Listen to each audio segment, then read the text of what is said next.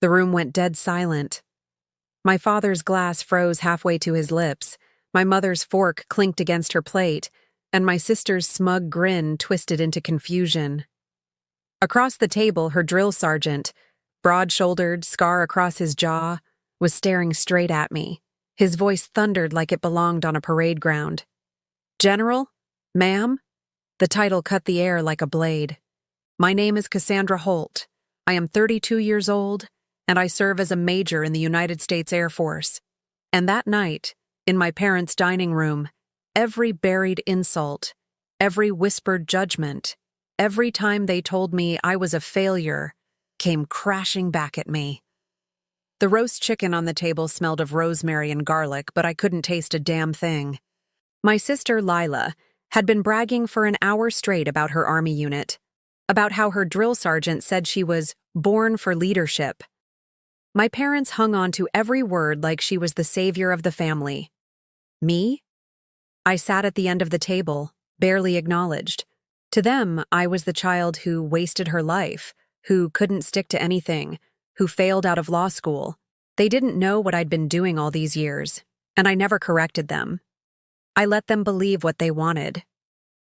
Then her drill sergeant, a man with gravel in his voice and thunder in his eyes, turned to me.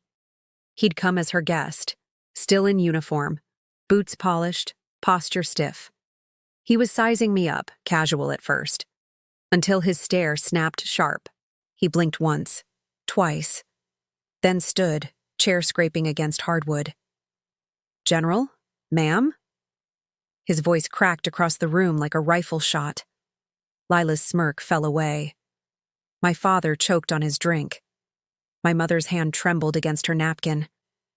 The room was spinning back to another memory, one I'd buried deep. I was 19, standing on the tarmac at Lackland Air Force Base, the Texas heat blistering my skin under a cadet's cap. The first time someone screamed in my face, "You'll never make it, Holt! You're soft!" I bit down on my lip until I tasted blood, refusing to cry, refusing to give them the satisfaction. That was the day I swore I'd outlast every single person who doubted me. And now, more than a decade later, my sister's idolized drill sergeant was standing at attention, for me. Lila's eyes darted between him and me, her jaw clenching. "What are you doing? That's my dinner guest." But his voice shook with certainty. "Ma'am, forgive me. I didn't realize you outrank us all." The walls felt tighter, the air heavier. My family stared at me like they were seeing a ghost. I slowly set down my fork. My hands weren't shaking, not anymore. Because now, the truth was out, and there was no taking it back. My father's face turned crimson, not from pride, never pride, but from disbelief. He slammed his glass onto the table so hard wine splattered across the white linen. "You? Don't play games, Cassandra. You couldn't even finish law school. Now you expect us to believe you're, what, a general?" His voice dripped with venom. He wanted to strip me bare in front of everyone, like he'd done my whole life. But the drill sergeant didn't waver. His heels clicked together, his shoulders squared. "Sir, with all due respect, I don't expect you to believe anything. I recognize her rank, and when I recognize command, I obey it." The weight of his words hung in the air like smoke. My mother's lips pinched thin. She was the quiet assassin of our family, never shouting, never striking. Just soft sighs, dismissive words, constant reminders of how I didn't measure up to Lila. She folded her napkin carefully now, eyes avoiding mine. Her silence screamed louder than my father's rage. And Lila? Oh, Lila's expression was a storm. Her whole identity, her perfect Army girl image, was built on being the golden child. She clenched her fork so tight her knuckles went white. "This is a mistake," she hissed. "He's confused. You must have read the name wrong." Confused? I was 24 again, sitting in the cold steel belly of a C-17, engine roar shaking my bones, my flight crew strapped in around me. The night sky was blacker than ink. My commanding officer had leaned close, voice steady. Holt, you have the stick. You mess this up, people die. Understand? I'd nodded once, hands firm on the controls, sweat dripping down my back. And when we landed safe, every single one of them saluted me. Confused? No. They had known then. He knew now. The drill sergeant's gaze never left me. Ma'am, I would appreciate direct confirmation. Your service record. What is your current rank? I let the silence stretch. I wanted them all to feel it, the pounding quiet before the truth. Then I looked straight at my sister. Major Holt, United States Air Force. But soon, I leaned back, voice steady. Soon it will be Brigadier General Holt. The air sucked out of the room.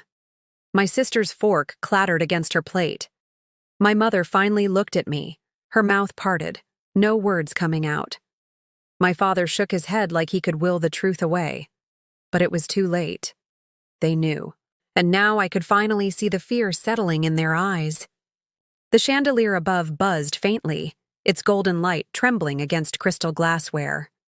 Nobody moved, nobody breathed. Then my father erupted. This is absurd! You hide this from us all these years, and now you come back just to humiliate us? His fist pounded the table. Plates rattled, the chicken knife tipped and clanged onto the floor. I stared at him, calm. Humiliate you? No, Dad. You did that on your own. Every time you called me a disappointment, every time you told neighbors your eldest daughter was lost, you wrote this humiliation yourself. His face twisted. My mother flinched. Lila's drill sergeant glanced between us, caught in the storm of a family dinner-turned-battlefield. His lips pressed thin, but his posture stayed rigid, respect radiating in every line of his body. My mother finally spoke, her voice quiet but sharp. Why didn't you tell us? All these years? I cut her off. Because you never wanted to listen. If I had told you, you would have found a way to belittle it, to make it smaller, just like everything else I ever did. I was 16 again, standing in the doorway of our kitchen with a college acceptance letter clutched in my hand. Lila had just won another track medal, and my father lifted her onto his shoulders, cheering. I tried to show him my letter. He barely glanced at it before muttering, "Not impressive. Lila is the real athlete in this family." My mother smiled at her. Not me. I folded that letter into my pocket and never mentioned it again. The weight of those moments crashed into me now, and something inside me hardened. You said I failed, I whispered, voice low but cutting through the silence. You said I'd never make it. But I did. I've flown combat missions. I've buried soldiers under my command. I've stood in briefing rooms with men twice my age and outranked every one of them. While you, my eyes locked on my father, sat here polishing your image at dinner parties. Lila's chair scraped as she shot to her feet. Her eyes burned. You think you're better than me? You don't deserve that rank.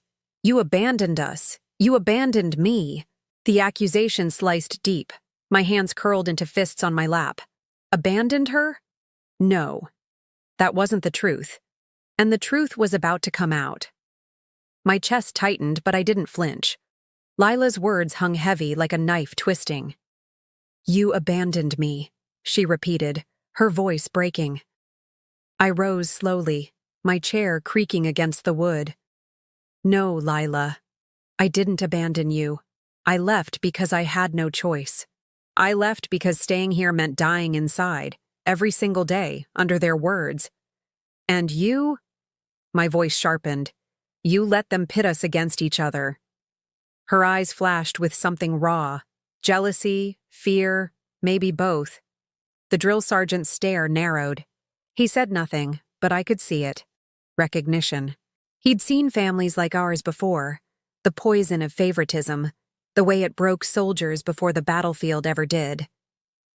I was 27, deployed overseas, dust stinging my throat with every breath. We'd lost comms in the desert, my team huddled in the thin shade of a broken wall. One of the youngest airmen whispered, "Ma'am, my family. They don't even know what I do out here." I put a hand on his shoulder and said, Then let them underestimate you.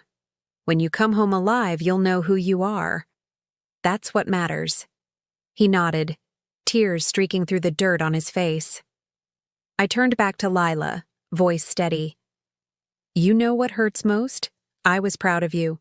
Every promotion, every ribbon, you were my little sister, and I bragged about you to anyone who'd listen. And all the while, you let them believe I was nothing." She shifted, her jaw tight, but her eyes betrayed her. She knew. My father leaned forward, stabbing a finger at me. "Enough. I won't have you poisoning this family dinner with your fantasies." The drill sergeant's voice cracked like a whip. "Sir, with due respect, you are the one spitting poison." He turned back to me, his hand tightening against his thigh in a salute. "Ma'am, I have never been prouder to stand corrected. My loyalty is yours." The table shook with silence. Even my mother's lips trembled, words dying on her tongue. I looked at Lila, at my parents, at the home that had never been a home to me. And for the first time, I realized I held all the power here. But revenge required patience, and they had no idea just how patient I could be. The ticking of the old grandfather clock in the hallway was the only sound. Every second stretched, echoing like a countdown. My father's face contorted into something ugly. "Power? You think rank makes you powerful? In this house, I am the authority. And as long as you live under my roof..." I cut him off, my voice ablade. "This is not your roof. Not anymore. The mortgage, the deed, the property taxes. You sold it all years ago. You think I don't know? This house belongs to the bank more than it ever belonged to you." His face drained of color. My mother's hand darted to her pearls, tugging them nervously. Lila's jaw fell slack. I leaned forward, lowering my voice. "And if you really want to play authority, let me remind you, Dad. In my world, men like you salute when I enter the room. Men like you ask permission to speak." The silence was so thick it pressed against my skin. I was 29, standing in a secure briefing room, a map of the Middle East glowing across the screen. Generals twice my age sat stiff, waiting. The commander turned to me. "Holt, your call. This op lives or dies with your decision." My throat went dry, but I didn't waver. I pointed at the target, voice clear. "We move at dawn." Hours later, when we returned with every soldier alive, one of those old generals clasped my shoulder and whispered, "You earned this rank, Major. Don't you ever forget it." I looked back across the table. My mother tried to collect herself, smoothing her napkin, her voice soft. "Cassie, please. We only wanted the best for you." I almost laughed. "No, you wanted the best for Lila. For me, you wanted silence." Lila slammed her hands on the table. "You think you're untouchable? You think just because you've been hiding behind jets and uniforms that you're better than us?" Her drill sergeant turned toward her, his tone heavy with disappointment. "You should be ashamed, Private. That's your sister. And you let your parents bury her while she was rising higher than all of us combined." Lila's cheeks flushed red. She looked ready to scream. But then she said something worse. Something that froze the blood in my veins. "You don't deserve that rank. Not after what you did overseas." The words hit harder than a bullet. Overseas. She wasn't supposed to know. My heart thudded in my ears. "What did you just say?" Lila leaned forward, eyes sharp, lips curling into a cruel smile. "You think I don't hear things? You think your shiny medals cover the truth? I know about the mission. I know about the casualties. And if Mom and Dad knew too, they'd see you're not a hero. You're a fraud." The room blurred for a second. My mother gasped, her hand flying to her mouth. My father's gaze darted between us, sensing blood in the water. But I steadied myself, breathed deep, looked her dead in the eyes. "You weren't there, Lila. You don't know what happened. And if you want to drag my service through the mud, then fine. Let's drag it into the light. I was 30, the desert air like fire in my lungs. The convoy was ambushed, gunfire splitting the night. My team scattered for cover, radio chatter breaking into static. One soldier, barely 20, took a hit and went down. I crawled through dust and chaos to drag him back behind cover, bullets snapping overhead. He lived, but others didn't. And when command asked me for a report, I told the truth. Every brutal detail. They cleared me, commended me. But inside, I carried every lost face, every scream. My voice dropped low, sharp as a blade. Those were soldiers under my command, men and women who knew the risk, who trusted me to lead, and I led. Some came home, some didn't. That's war. That's the weight of this uniform. And you dare to sit here, in Mom and Dad's cushioned dining room, and call me a fraud? The drill sergeant's fist clenched. His voice trembled with restrained fury. Ma'am, you carried more than most ever could. Don't let her twist it. But my father leaned back, smugness spreading across his face. So it's true. You lost people. You failed. The room tilted, my blood pounding hot. This was it. The truth was out. And I realized their betrayal wasn't just ignorance. It was choice. They wanted me to be less, to fail. Because my success meant their golden child wasn't golden at all. I straightened, every muscle rigid. No, I didn't fail. I bore the weight you couldn't even lift for a second, and I will never apologize for surviving. Lila's face darkened, her hand trembling against her fork. But then her eyes narrowed, cold and deliberate. Maybe survival isn't enough anymore, Cassie. Maybe it's time everyone saw what kind of leader you really are. Her words were poison, deliberate and sharp. My sister had always been competitive, but this wasn't rivalry anymore. This was war. I pushed back my chair, the legs scraping like a warning across the hardwood. Go ahead, Lila. Tell them. Tell everyone what you think you know. But remember, truth and gossip aren't the same thing. Her drill sergeant shifted uncomfortably, his jaw tightening. He knew she was walking into dangerous territory, a soldier lashing out not with discipline, but with spite. My father leaned forward, eyes gleaming. Yes, Lila. Speak. If your sister's so decorated, so honorable, then surely she has nothing to hide. My mother stayed silent, but her hands trembled in her lap. She didn't want truth. She wanted peace at any cost, even if that cost was me. Lila's voice rose, each word bitter. She's no hero. She left soldiers behind. Men under her command died, and she still got promoted. Does that sound like honor to you? The air turned ice cold. My breath slowed. I was 31, in a dim chapel on base, my dress blues heavy on my shoulders. 4 caskets draped in flags lined the aisle. The families wept, clutching folded triangles of cloth to their chests. I stood at attention, face carved from stone, until one grieving mother grabbed my hands and whispered, "Thank you. He always said he trusted you. He died with that trust." Her forgiveness burned deeper than any accusation ever could. I snapped back to the table. My voice cut through Lila's venom.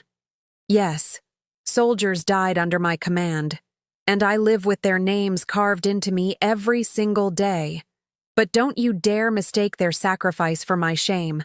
They gave everything, for this country, for each other. For you, sitting here safe in this house. Their blood is not your weapon.